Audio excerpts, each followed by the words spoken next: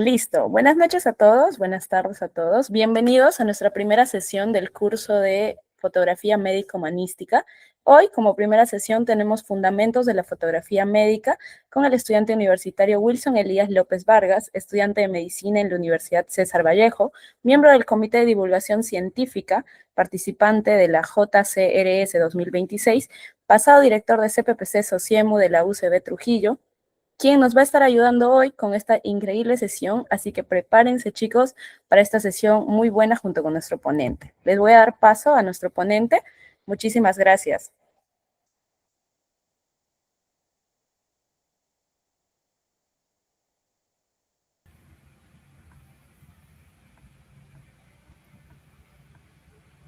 Hola, buenas tardes. ¿Me pueden confirmar si se me escucha y ve la pantalla?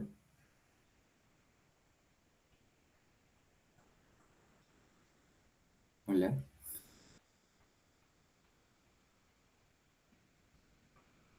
Sí, joven Wilson, sí se le escucha. Muchas gracias. Bien. Primero que todo, gracias por estar presentes el día de hoy en esta ponencia. Y como es una ponencia inaugural, voy a enfocarme como tal en la introducción a la fotografía médica. Les voy a dar los cimientos básicos para que en base a ello vayan construyendo, verificando un conocimiento más sólido en cuanto a fotografía médica, ya que como veremos más adelante, no es lo mismo la fotografía que vemos a diario, la que podemos tomar con nuestros equipos, sí, a comparación de la fotografía médica como tal, ya que son diferentes tipos y diferentes criterios que se toman en cada una. Durante la ponencia les voy a estar haciendo algunas preguntas para que no solamente sea un monólogo esto, sino sea algo más didáctico y así ustedes puedan aumentar su aprendizaje en esta sesión y sea más productiva. Bien, entonces empezando voy a iniciar con lo que es, valga la redundancia, con lo que es la evolución histórica. Es importante saber la historia de la fotografía porque comprendiendo el pasado vamos a entender el presente, entender cómo surge la fotografía y cómo ha llegado hasta el día de hoy a considerarse tan relevante en algunos países y sobre todo en algunas oportunidades que la vida nos da. Por ejemplo, en congresos, en jornadas, que luego ya lo hablaremos.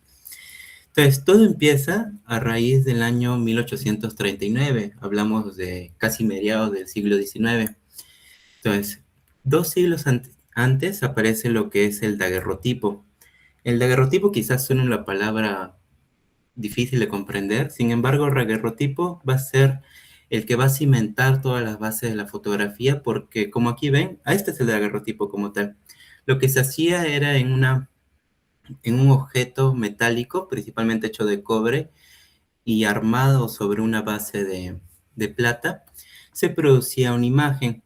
Esta imagen, por ejemplo, fue la primera producida con este instrumento. Esta imagen se caracterizó por ser una imagen positiva. Y aquí viene mi primera pregunta.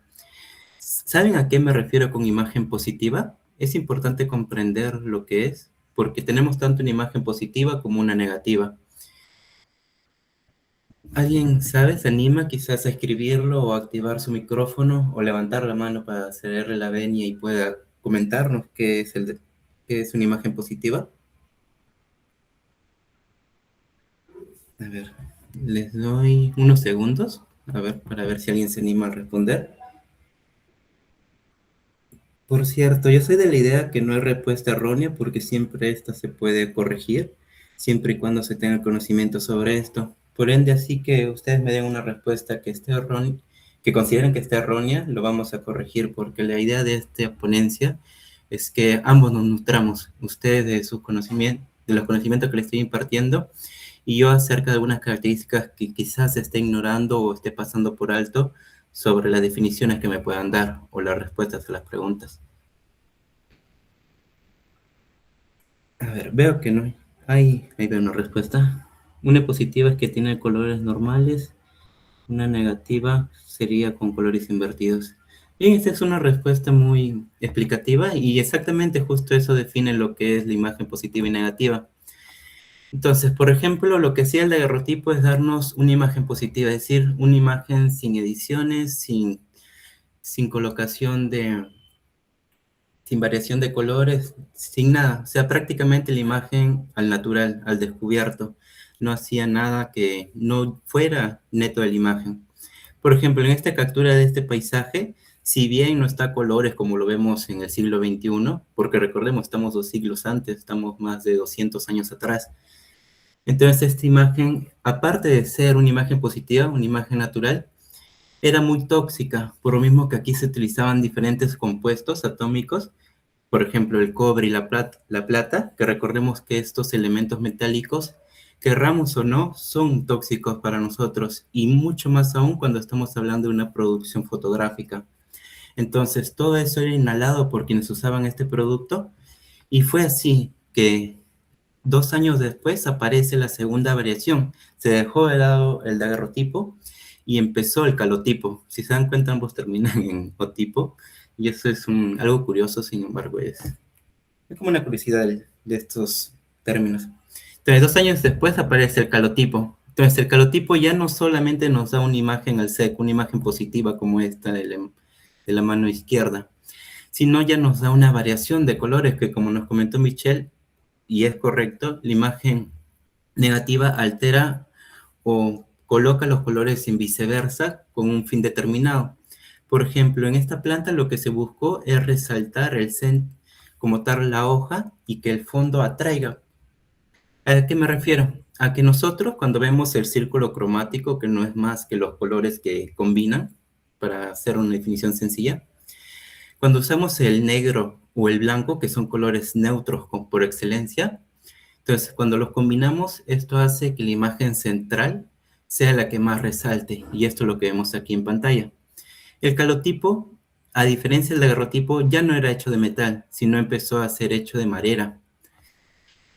El calotipo, aparte de que era hecho de madera, era menos tóxico, por lo mismo que había menor hipersensibilidad o menor efectos alérgicos a la madera que al metal, ya que la madera, recordemos que, aparte de no ser un buen conductor de electricidad, lo que genera es que menos toxicidad se genere de esto al momento de producir una imagen. Sin embargo, necesitamos más avanzar en fotografía para comprender y llegar al día de hoy a las fotografías tomadas por celulares y cámaras fotográficas.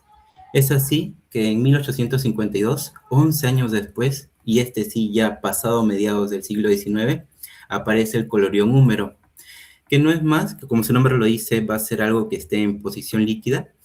Con un frasco de vidrio lo que se hacía es colocar el colorión. El colorión es una sustancia tóxica, por eso es que, miren, inclusive aquí, la medida de bioseguridad utilizaban los guantes, porque este colorión, si palpaba parte de la piel humana, podría inclusive llegar a comportarse como un ácido, es decir, penetrar o, en peor de los casos, perforar la piel y generar una herida profunda, penetrante o hasta inclusive perforante.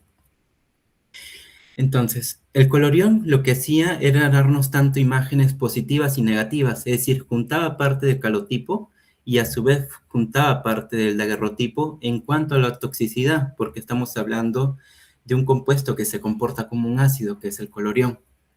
Y aquí, como ven, esta imagen es más enfocada, es decir, tiene menos ruido. Con ruido me refiero a menos cantidad de colores, de variaciones estéticas que se presentan en la imagen, y es mucho más atractiva al público. Por ejemplo, si yo les pregunto cuál de estas 3 imágenes que estoy señalándoles les atrae más, estoy seguro que más del 50% me va a decir que es el colorión húmero.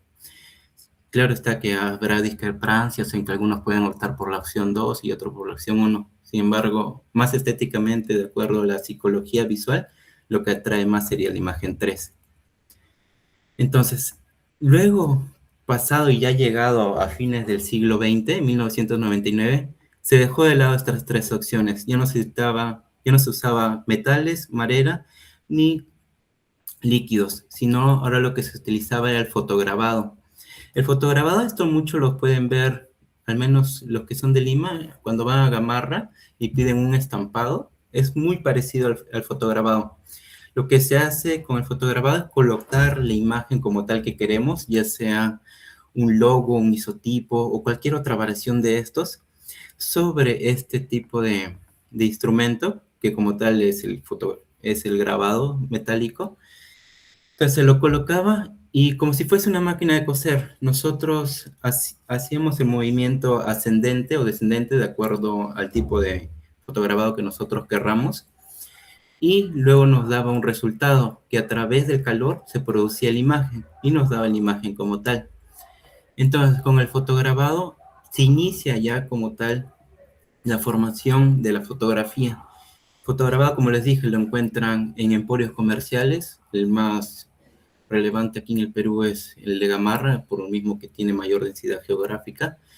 También lo pueden encontrar en tiendas comerciales dedicadas a venta de ropa, polos, pantalones, jeans, etcétera, y utilizan en algunos casos fotograbado. Claro, está dependiendo de los objetivos, porque no van a utilizar para los jeans el fotograbado. Ahí lo que utilizan es más otros compuestos para darles aspecto jaspeado a este tipo de ropa. Entonces, eso es en cuanto a la evolución histórica, que nos va a permitir ahora sí entrar al tema que hoy nos trae, que es la fotografía médica. Y para esto es importante saber por qué es importante, es decir, para qué yo necesito tomar una foto, sea del tipo que sea, enfocado a medicina, una foto humanística, una foto clínica, una foto mixta, que luego lo vamos a ver en los tipos. Entonces, ¿de qué me sirve? No es solamente para que esté almacenado en mi celular o en el rollo de la cámara. Entonces, un punto importante es, primero, que va a servir de herramienta de aprendizaje. Estoy seguro que más de uno de aquí, independientemente de la carrera que esté estudiando, sea de la Facultad de Ciencias de la Salud u otra, ha entrado algún momento a algún repositorio de imágenes, o mejor dicho, a una galería fotográfica, y ha encontrado imágenes como estas, imágenes curiosas que han atraído su atención y han decidido investigar más. Es en base a la fotografía que se logra estas imágenes. Por ejemplo, si yo les pregunto a qué nivel se encuentra la alteración, esta ya es un poco pregunta médica, ¿qué me dirían ustedes? ¿Qué nervio del plexo braquial se está afectando en esta imagen? A ver, para retarlos un poco. ¿O quién se acuerda del plexo braquial y las alteraciones nerviosas que se presentan? Les doy opciones. Nervio Mediano, radial. el mediano. Sí, sí, es correcto, es el nervio mediano. Ya, entonces, esa respuesta del nervio mediano que produce esta mano del predicador, porque como tal ese es el signo pactognomónico que está visualizándose aquí, con esa simple respuesta ustedes lo pueden... ¿Sí, Ángel? Hay dos signos, el signo de predicador y el signo simiente, o signo de simio o signo de mono. Claro, aquí hay dos signos. El de la mano derecha, que es el signo de predicador, el que ahorita estaba explicando, y aquí esta mano, que es este signo, disculpen, que se puede parecer al de la garra. Entonces, enfocándome en el signo de predicador, con esa respuesta que me dieron del nervio mediano, ustedes pueden ir investigando más. Quienes no sabían la respuesta podrían decirme, o los que sabían, mejor dicho, la respuesta, me podrían haber dicho, el nervio mediano surge del plexo braquial, el cual se origina a partir de tales vértebras cervicales, y así ir profundizando. Entonces, eso es lo que hace la fotografía, no simplemente dar la imagen, decir, aquí veo una mano, veo que las falanges están en flexión, veo algunas falanges que están en extensión. No, sino que les busca dar más énfasis y que ustedes puedan investigar más y con ello profundizar más su aprendizaje. Por otra parte, también les ayuda en cuanto a la investigación y docencia. Ustedes cuando están exponiendo un caso clínico, una patología o X temas, de preferencia, al menos lo que he visto, la frecuencia de estudiantes lo que utiliza son imágenes. Y esas imágenes lo utiliza para reforzar lo que están utilizando.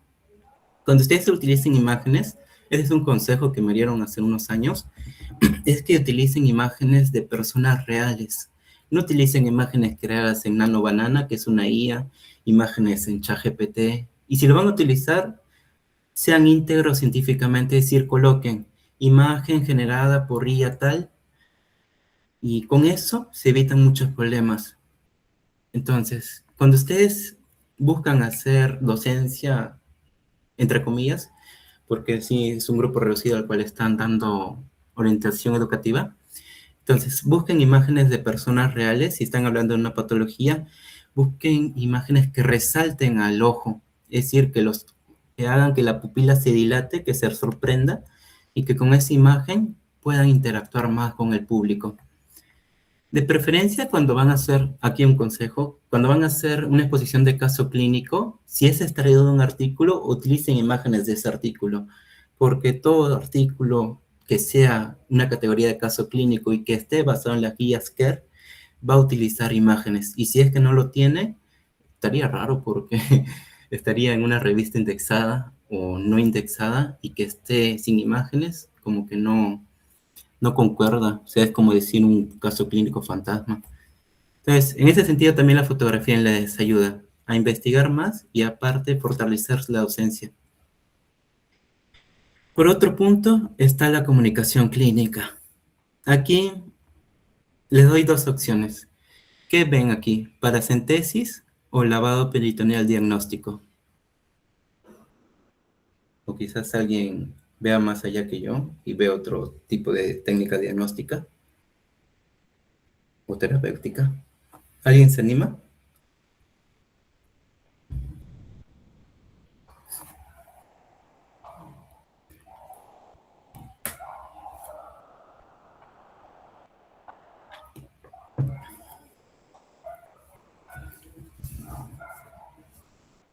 A ver, les voy diciendo la respuesta. Aquí la técnica, primero, el examen físico, a la inspección, vemos que el paciente tiene distensión de abdomen. Bueno, la palpación, percusión, eso sí no se puede hacer porque es una imagen como tal. Sin embargo, igual pueden ir conectando puntos. Aquí la técnica que están utilizando es la paracentesis, es decir, están extrayendo líquido asítico porque el paciente como tal tiene asitis, por eso la distensión del abdomen. Entonces lo que se busca es extraer ese líquido para que el abdomen de alguna manera se reduzca su volumen y así el paciente no esté presentando manifestaciones clínicas en cuanto a la patología que tiene, que aparentemente, y lo confirmaría al 100% si vería acá la medusa o la tela de araña, sería cirrosis, sin embargo es un presuntivo nomás. Y entonces lo que voy con esta imagen es que esta fotografía médica extraída de un artículo busca comunicar clínicamente, es decir, hacer que las personas sepan qué se está viendo, porque la fotografía no es simplemente coloco la imagen y ahí queda, sino que tengo que dar una interpretación o un análisis para que lo que estén viendo aquí, por ejemplo, si yo le pregunto a un estudiante de primer ciclo qué ve aquí, me va a decir un abdomen hinchado o una barriga hinchada, me puede decir nada más, y un tubo que sale de este.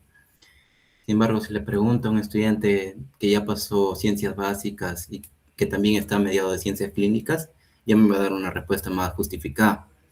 Entonces, para el primer grupo es necesaria la interpretación porque no todos están en el mismo nivel de pregrado o nivel inclusive de residencia, si lo quiero enfocar más a ese punto. Entonces, para eso es importante la interpretación debajo de cada imagen. Y por otro punto, la divulgación científica. En la revista Almanzor, donde soy miembro de divulgación científica, lo que nosotros hacemos es, primero, un poquito nomás le puedo contar porque no todo. Lo que hacemos es, de los artículos, de las publicaciones anticipadas, algunas ya publicadas en el repositorio y otras no, y otras en proceso, lo que hacemos es, como tal, divulgarlo científicamente, es decir, adecuarlo al formato de la revista para que éste sea publicado. Y entre uno de tantos esos artículos que he visto, en caso clínico, donde la reportada que tiene más relevancia la fotografía médica, es en este punto, en divulgar como tal la ciencia, porque esas fotografías no son fotos creadas, son fotos reales que van a ser divulgadas en una revista, como el caso que tomé de la revista Almanzor, o también puede ser bases de datos o alguna otra fuente indexada, ¿no?, que ustedes deseen. Bien. Ahora sí, yendo a los tipos de fotografía, les pregunto, ¿es lo mismo una fotografía que una fotografía médica? ¿O hay alguna diferencia?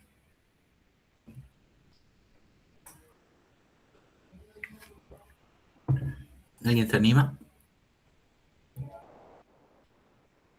Ya, sí, buen punto. ¿Alguien da otra idea? Vamos a hacer un brainstorming, una lluvia de ideas. Una diferencia es en cuanto a los objetivos. Otra diferencia que quizás sepan.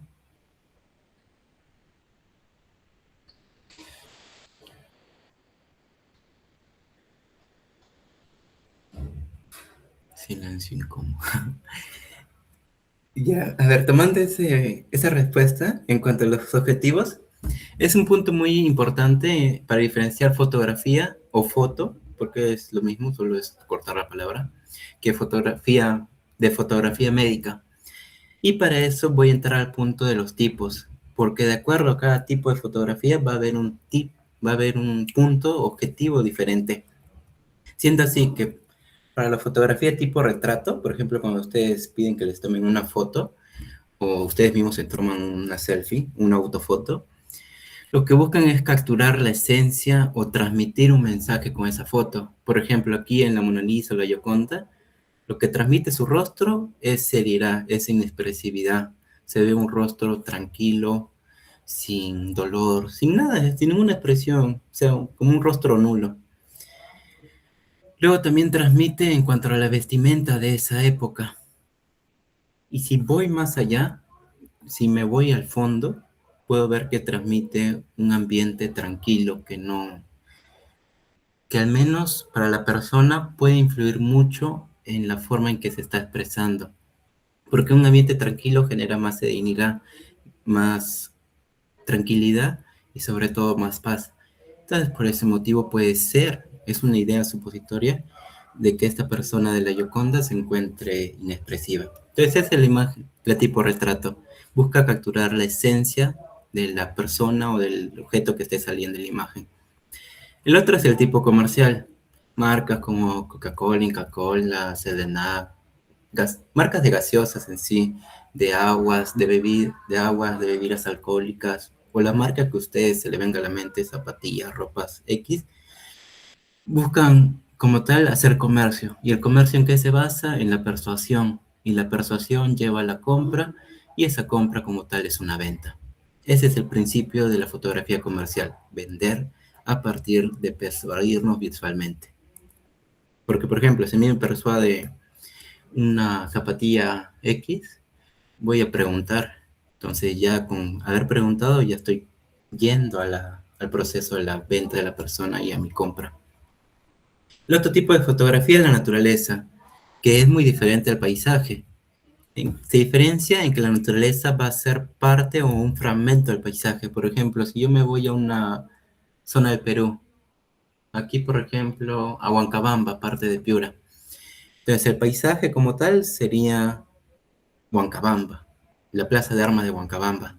La naturaleza sería aquello más resaltante en flora y fauna, flora refiriéndome a plantas y fauna refiriéndome a animales que se puedan encontrar en esa zona. Y así, entonces la naturaleza es parte del paisaje y el paisaje es como el que aborda la naturaleza. Y ahora, en medicina van a haber 4 tipos principales. Pueden haber más si ustedes los segmentan. El primero, la fotografía clínica. Les pregunto, si yo tomo una fotografía en una extracción de sangre para X proceso, ¿es una fotografía clínica o no? Solo estoy extrayendo sangre, no estoy haciendo nada más. Claro, está con la medida de bioseguridad. Si le tomo foto, ¿sería una fotografía clínica la que estoy tomando?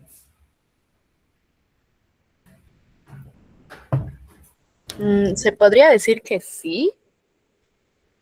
¿Ya? ¿Te gustaría brindarnos un argumento? Bueno, en realidad más que clínica siento que estaría más ligado a la parte de laboratorio, porque no estamos haciendo pues ninguna parte clínica, o sea, ningún proceso. Entonces se podría decir, pero si hay otra división que tiene más relacionado a lo que es la parte de laboratorio, creo que estaría en esa otra división. Muy bien, es correcto lo que comentas. Por ejemplo, cuando extraemos sangre, independientemente del fin que queramos, si queremos usarlo para hemograma, para saber el grupo RH, el grupo sanguíneo, etcétera. Cuando yo tomo esa fotografía y yo estoy extrayendo la sangre, debo tener en cuenta 2 puntos. El primero, que el paciente no debe ser identificado a simple vista. Ustedes seguro han visto esa franja negra que se le coloca a los ojos del paciente. Entonces, eso evita la identificación de la persona, porque algunos con solo ver los ojos pueden identificar a alguien que esté en su entorno. Uno es eso, proteger la confidencialidad del caso. Y la segunda que deben tomar en cuenta es en cuanto al permiso, porque si ustedes no tienen permiso, no. Si ustedes, aunque salieran en esa foto, deben tener permiso del paciente para tomar eso, que es el consentimiento informado, que seguro en otras ponencias le hablarán. Entonces, esa fotografía se engloba dentro de clínica en el subtipo de laboratorio, porque como les había dicho, hay ramificaciones dentro de cada tipo de fotografía. Entonces, la clínica subtipo laboratorio. Por ejemplo, esta foto es fotografía clínica subtipo odontológica, porque aquí estamos viendo parte de la boca. Otro tipo es la fotografía quirúrgica, para aquellos que les encanta operar o que quizás quieran asistir a una cirugía como yo. Entonces, la fotografía quirúrgica también.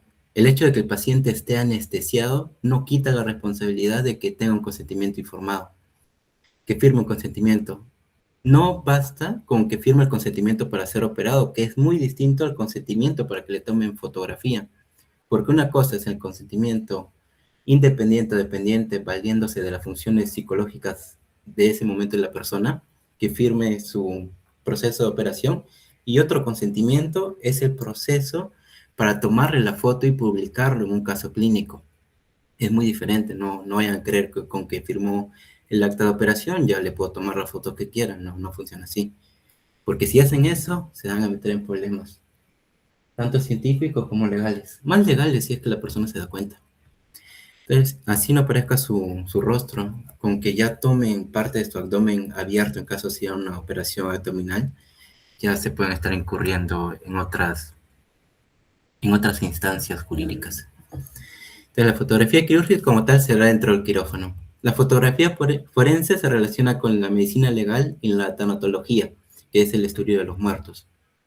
Abreviado, ¿no? Porque así tiene más concepto. Entonces, aquí lo que se busca en la fotografía forense es llevar una secuencia de hechos. Aquí, al menos en el Perú, no se coloca estos numeritos, el 1, el 2, 3. En algunos casos sí, dependiendo de la importancia que le den al caso, o también de la presencia de los peritos, porque son los peritos que colocan estos números. Y aquí viene otra pregunta. Ustedes, o si ya lo son médicos, están en sus serums, les dicen que una paciente ha fallecido, ¿ustedes tienen responsabilidad forense o no? Es decir, ¿tiene que dar el reporte de fallecimiento, por qué falleció, en qué causas y demás? ¿O no tienen esa responsabilidad forense? ¿Qué creen que ocurre cuando se gradúan y están en un proceso como el mencionado? Sí tiene la responsabilidad de hacer un procedimiento forense. Correcto. ¿Y por qué tiene la responsabilidad? Por el hecho de que son 7 años o más inclusive, porque no todos tienen la posibilidad de seguir continuamente sus estudios, ya sea por motivos económicos, familiares o X motivos. Por el hecho de estudiar 7 años, hace mucha diferencia a otras personas que, al menos en el contexto de serums, puedan estar presentes en ese momento. 7 años implica saber anatomía, fisiología, embriología, ciencias básicas y clínicas, en resumen. Entonces nos da esa responsabilidad de tener responsabilidad forense al momento de realizar un reporte de fallecimiento de la persona, sea que haya fallecido dentro de las instalaciones donde estamos trabajando o dentro de la comunidad a la que estamos abordando, en el caso del SERUMS. Entonces sí tenemos responsabilidad médico-legal o responsabilidad forense. Y otra fotografía es la fotografía de la patología, que como tal más se enfoca en lo que es la imagenología. Por ejemplo, ¿qué ven aquí en esta radiografía?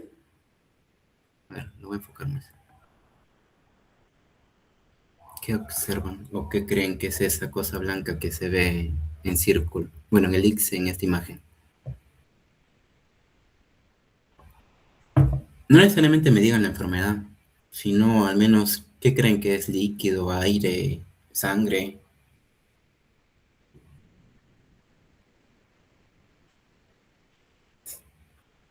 ¿Alguien se animó? Esto no es un neumotórax. Ya, bien. ¿Alguien se anima a dar otra respuesta? ¿O nos quedamos con neumotórax para ampliarlo luego? Una atelectasia. Ya. A ver, vamos con esos dos puntos. Neumotórax, acumulación del aire, neumo de aire, tórax de la zona en que se está abordando. Ya, entonces, neumotórax. Aquí, presuntivamente sí puede ser. Atelectasia, difícil. Sin embargo, igual, si escuchar el fundamento, sí podría creer. Sin embargo, el punto que voy aquí es un síndrome de conciliación como tal. La conciliación, el que da el aspecto gerumbroso al esputo, para quienes no se asimilan con este concepto, lo voy a explicar un poco más sencillo. El síndrome de conciliación es una de las partes, casi el término de la neumonía. Entonces, aquí lo que observamos es un síndrome de conciliación y no es más que la conciliación o la confluencia o el conglomerado de bacterias, de bacterias polimorfonucleares y otros tipos de elementos inmunológicos o microbiológicos que se pueden condensar como tal o consolidar.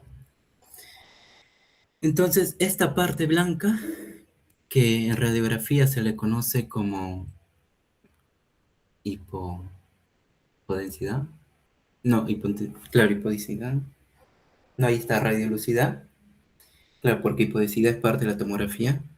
Ya, entonces esta parte de radiolucidad o esta parte blanca representa eso, la acumulación de bacterias y, y factores inmunológicos consolidados aquí, y es parte de la neumonía. Están en las respuestas que han dado, neumotórax y atelectasia. Sin embargo, esta imagen como tal es un neumotórax y lo que se observa aquí es acúmulo de bacterias y esa parte blanca es eso como tal, un cuerpo extraño que está introduciéndose dentro del pulmón. Ahora, vamos ya de la parte médica a la parte fotográfica. Y hay 4 puntos que son importantes cuando ustedes componen una imagen, porque como le dije, no solamente es tomar la foto y ya, ahí quedó. El primer punto es el encuadre. El encuadre no solamente se vale en el sentido de que, al menos lo que tienen celulares de gama media, gama alta, cuando han tomado las fotos, ven que salen unas líneas en sus equipos, unas líneas que representan a la regla de tercios que hablaremos en esta misma diapositiva. Entonces, el encuadre se enfoca como tal, vale la redundancia, en el enfoque o en el encuadre de lo que queremos captar. Por ejemplo, si yo hubiese tomado en esta imagen, si yo no hubiese tomado esta imagen de las manos que presentan un proceso dermatológico aparentemente infeccioso, aunque más pareciera, claro, infeccioso porque aquí vemos zonas características de ello. Ya, entonces, si no se hubiese tomado esta foto y se hubiese tomado, por ejemplo, más énfasis en el polo que está portando la persona, la fotografía ya no se consideraría médica, sino sería una fotografía de otro tipo, una fotografía de ángulo medio o de plano medio, mejor dicho. Entonces, esta fotografía es médica como tal porque aborda por excelencia una patología que se está enfocando o encuadrando en la imagen. Entonces, el encuadre es el objetivo que yo tengo de tomar la foto, ¿qué quiero captar? La orientación vertical y horizontal es solamente eso.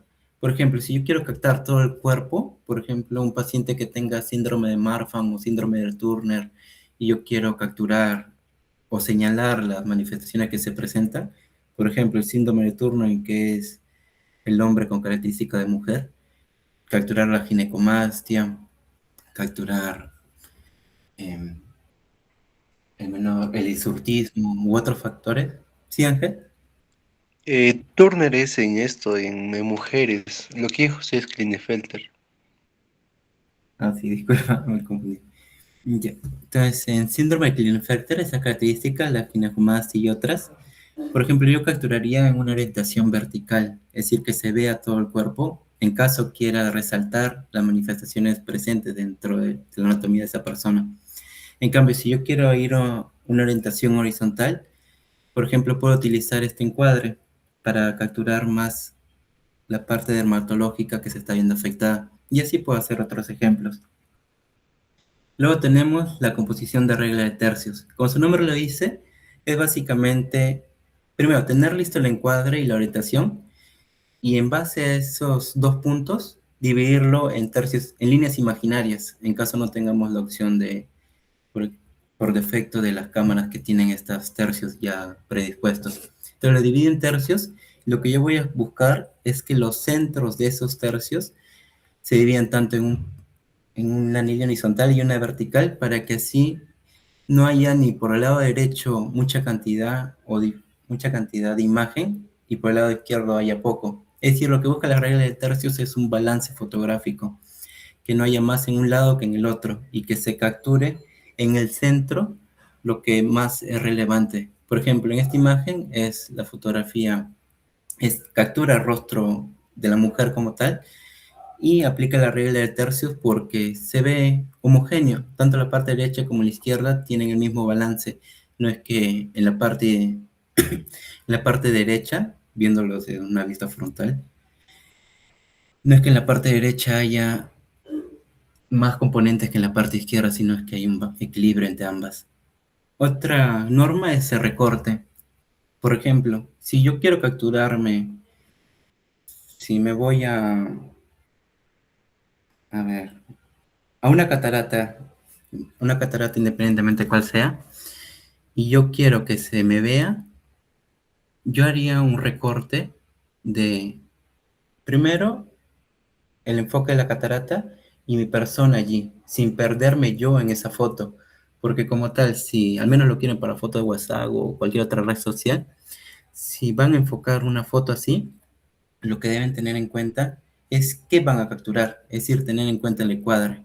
Y por eso los presenté así. Primero tienen que cuadrar, saber cuál es su objetivo, luego orientarlo vertical o horizontalmente, luego aplicar la regla de tercios y de ahí hacer un recorte siempre y cuando sea necesario, porque hay algunas fotografías médicas que no necesitan de recortes, que por excelencia ya capturan lo que uno quiere y aplican otras normas de composición.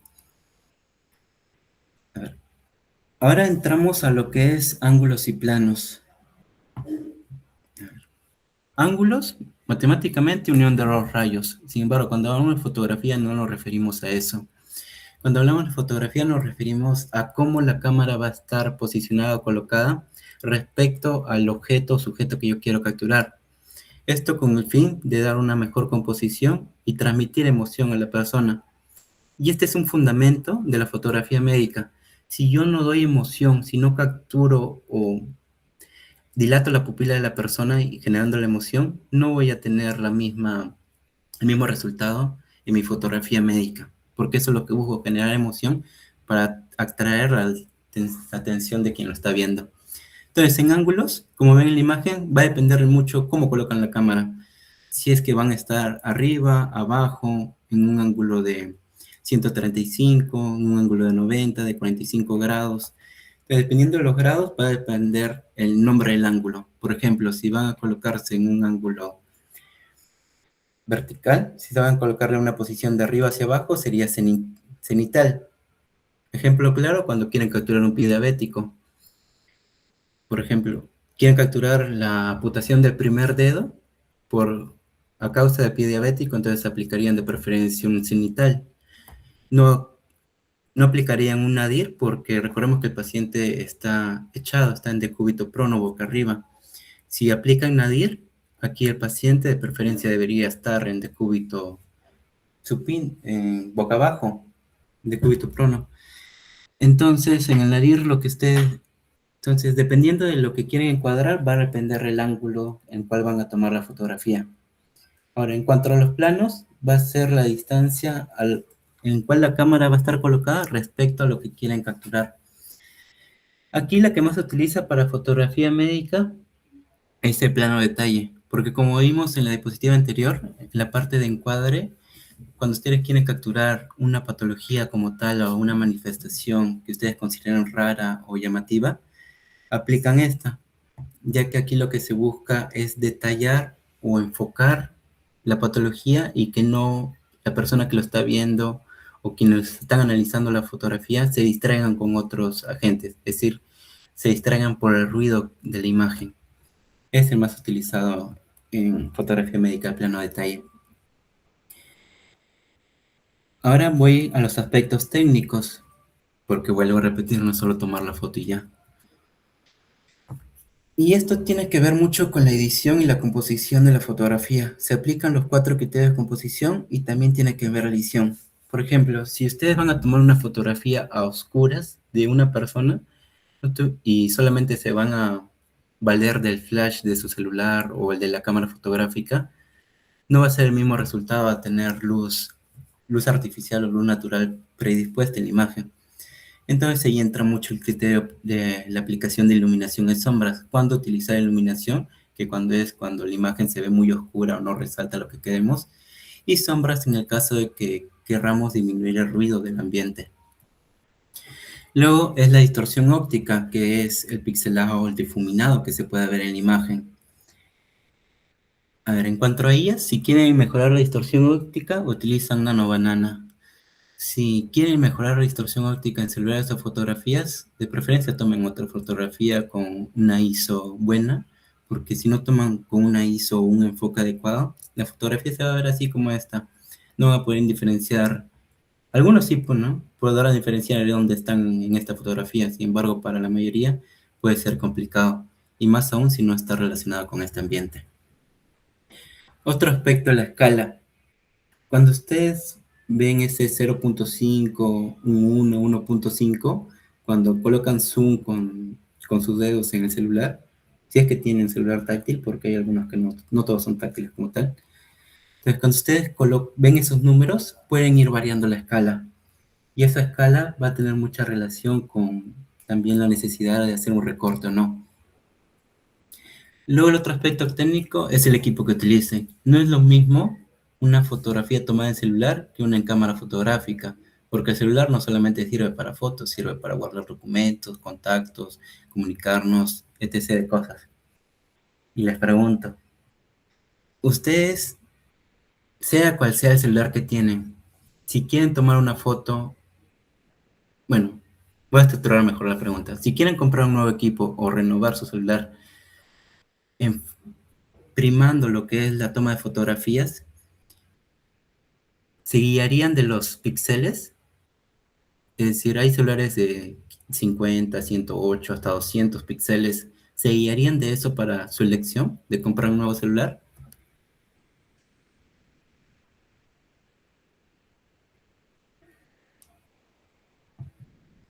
Ya tenemos 3 respuestas que dicen no. ¿Alguien se atreve a decir, bueno, se atreve no es la palabra, alguien dice que sí se guiaría de los píxeles para tomar una foto? Solamente basándonos en foto, no en las demás funciones que tiene el celular. La verdad que no. Claro, ese es un buen principio de fotografía, el hecho de que no se basen en los píxeles. Por ejemplo, voy a mencionar una marca, no que tenga relación con ella ni que me estén pagando por mencionarla. El Samsung S26 Ultra, uno de los últimos que ha salido dentro de la gama de Samsung. En mis tiempos era hasta el S24. Ya bueno. Entonces, el S26 Ultra se caracteriza por tener una amplia gama de megapíxeles o de píxeles. He visto que hasta 200 píxeles tiene este celular. Sin embargo, no es los píxeles lo que da la categoría o la calidad a la fotografía, sino lo que tienen que ver, al menos en cuanto a toma de fotos por celulares, es que con los píxeles basta con que tenga 12 píxeles de resolución. Si tiene menos, puede que no es algo obligatorio o algo que 100% se va a dar, puede que la imagen salga así como distorsionada. Entonces, con 12 píxeles, de preferencia 18, ya pueden tomar una buena foto. Aparte de eso, tienen que tener en cuenta la resolución. No es lo mismo que un celular tenga una cámara que tenga 2, 3. De seguro han visto. Si ven la parte posterior de sus equipos, van a ver 2, 3 cámaras. Estos puntos negros que se ven atrás, donde la carcasa deja verlo. Esas cámaras no es que tengan la misma función. Una, por ejemplo, es para la toma de fotos, otra para el flash, otra puede ser para la estabilización, y así, independientemente de cuántas cámaras hay. He visto inclusive hasta un celular de 5 cámaras, imagínense. Entonces tiene que ver la resolución, tiene que ver los píxeles, con que basta que sea de 12 ya le daría una foto de calidad. Y claro, tiene que ver también de cómo la persona lo está tomando, de los criterios que toma en cuenta. Y también tiene que tener en cuenta en cuanto a estos aspectos técnicos. a la escala, a la distorsión y la iluminación, porque hay equipos con dar tac-tac, doble clic, pasan de un aspecto oscuro a un aspecto claro. Eso lo he visto más en el iPhone 15, cuando estaba ahí rotando, vi a una persona que hizo tac-tac a su celular y cambió de oscuro a claro. Bien, entonces esos aspectos se toman en cuenta. Y aquí entra la parte científica para que no se metan en problemas cuando tomen una foto, porque como le dije, intervienen criterios, no es que tengo el celular, me dio ganas de tomar foto y ya lo voy a publicar en mi WhatsApp, mi TikTok, mi Instagram, en cualquier red social, no es así. Tienen que tener en cuenta, primero, que la persona firme consentimiento informado. Pregunta, ¿es lo mismo un consentimiento que un asentimiento informado? Hay una diferencia clave en esta diferencia.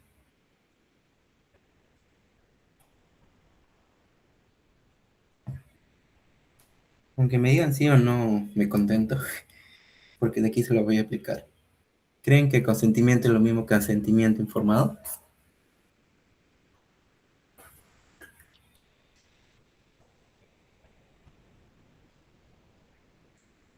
No, creo que son diferentes. Sí, es correcto, ya no son lo mismo, y Margarita también, son diferentes. ¿Por qué? Porque consentimiento informado es cuando la persona cumple dos criterios principales: ser mayor de edad, en el caso de Perú, ser mayor de 18 años, y esté en funciones psicológicas o no presente ninguna deficiencia, discapacidad o minusvalía que impida que pueda firmar. Por ejemplo, un síndrome de Parkinson que altere la firma, una amnesia retrógrada o anterógrada que impida que la persona recuerde que ha firmado, o X casos. Entonces, con esos dos criterios puede firmar el consentimiento. En cambio, un asentimiento es los casos de los niños, lo que más se ve. Hay niños operados de gastrocrisis o falocele, es decir, defecto congénito de la pared abdominal. Hay otros con espina bífida, etc. de defectos. Entonces, ahí los padres o los tutores legales deben firmar el asentimiento, porque los niños como tal no tienen responsabilidad legal antes de si son menores de edad. Entonces, el asentimiento es para menores de edad y el consentimiento son para los mayores de edad en capacidad de firmar. Esa es la principal diferencia. Luego está la confidencialidad del paciente. Ese consentimiento que ustedes han hecho firmar, ya sea directo o indirectamente a la persona, tiene criterios, no solamente que le diga yo, el nombre del paciente con DNI, el número del DNI, acepto que quiero que me tomen fotografías. No es colocar eso en consentimiento, recordemos que es un documento médico legal, no es cualquier cosa. Entonces, ese consentimiento se afirma entre los tantos criterios que va a haber confidencialidad del caso que se está presentando, es decir, no va a haber señales o indicadores de que la persona sea identificada. No van a colocar paciente, supongamos Lupita Melgarejo y demás nombres. No van a colocar eso. Pueden colocar siglas o en el mejor de los casos no colocar ni siquiera las siglas, porque hasta con las siglas se puede identificar a las personas. Por ejemplo, si yo quiero hacer mi consentimiento informado, yo no colocaría yo y coloque sus nombres completos aquí, sino lo que yo colocaría es directamente yendo al grano, explicando lo que quiero del paciente al momento de firmar. Por ejemplo, le colocaría, mediante este consentimiento informado, acepta que, dos puntos, y ahí las cláusulas dependiendo de a qué enfoque le voy a dar a esa fotografía que quiero tomarle. Luego tenemos la parte de evitar la identificación personal, que se relaciona mucho con la anterior. No coloquen siglas de preferencia en los consentimientos informados cuando los redacten. Y luego la responsabilidad del autor, de quien está haciendo firmar, frente a la manipulación digital.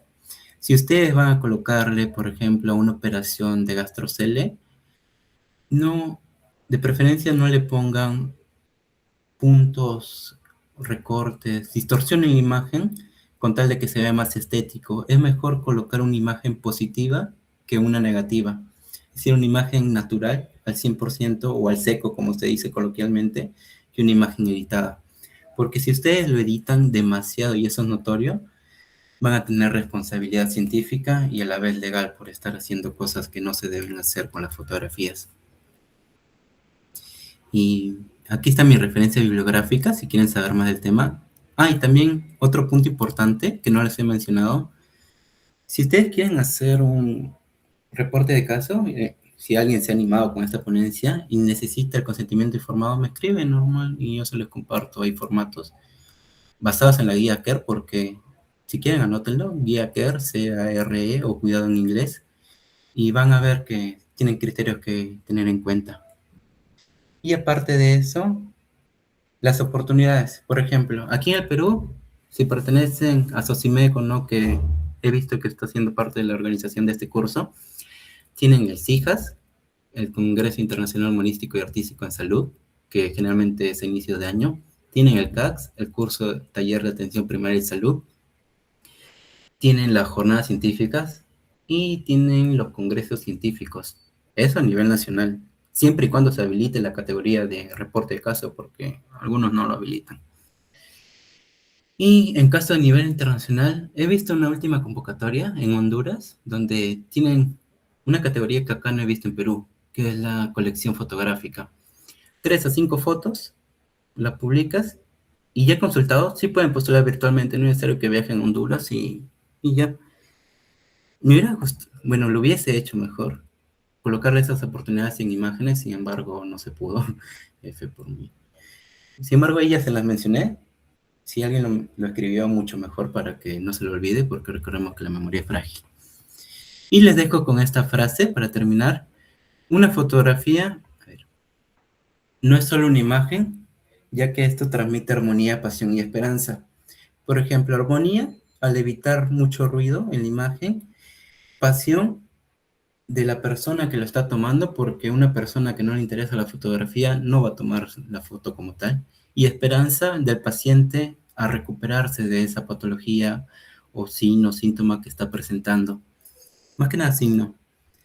Entonces eso transmite una foto, no solo una imagen ya, sino es una triada, junta armonía, pasión y esperanza en una sola foto. Y bien, muchas gracias por su atención. Aquí están mis contactos por si quieren los que les mencioné. Y eso sería todo de mi parte. Muchísimas gracias, joven Wilson. Queremos agradecer a todos los chicos que han prestado atención el día de hoy, la ponencia. Muchísimas gracias también por todo lo aprendido hoy. En estos momentos vamos a enviarles un formulario que es del cierre de la sesión. Y antes de ello, quizá alguno de ustedes tenga alguna pregunta respecto al tema de hoy. No se ve su número. Les vamos a compartir también lo que es estas diapositivas para que puedan también tenerlo como para seguir con el aprendizaje.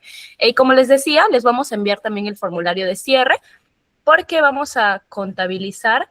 Y también, disculpe, joven Wilson, ahora, si nos podría dar una palabra de cierre para ponerlo en el formulario, para que todos los chicos lo pongan y nos demuestre pues que han estado atentos. La palabra sería Photomec. Ok, muchísimas gracias y también gracias a todos los que han participado. También agradecer y recuerden que este curso está siendo organizado por CPDI y CEPAI SOCIMEP y los vamos a esperar el día de mañana con la siguiente ponencia que tenemos. Muchísimas gracias, chicos. Aquí les voy a estar enviando también el enlace del formulario para que lo vayan llenando. Recuerden que estas asistencias van a ser contabilizadas para que puedan tener acceso a su certificado. Gracias.